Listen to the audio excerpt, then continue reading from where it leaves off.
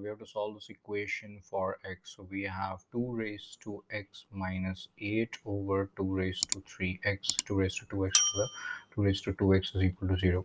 So we are going to take a common denominator as 2 raised to 2x. If we do that, over here we'll have 2 raised to x times 2 raised to 2x minus 8 is equal to 0.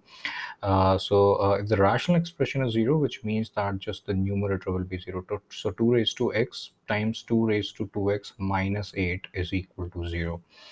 All right, so over here, if you notice carefully, there are two exponents which are in multiplication and their base is same. It means that the power must be added. So it means that, let me use a red color over here again. So we have 2 raised to x plus 2x, which is 3x, and minus 8 is equal to 0.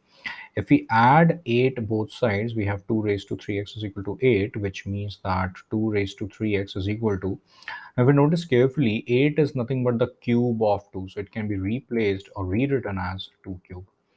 Now again, it is an exponential equation with an exponent with the same base on both sides. So we know that if the base is same, then the power must be equal. So it means that 3x must be equal to 3, and dividing both sides by 3, we have the value of x as 1, which is the final answer. Thank you.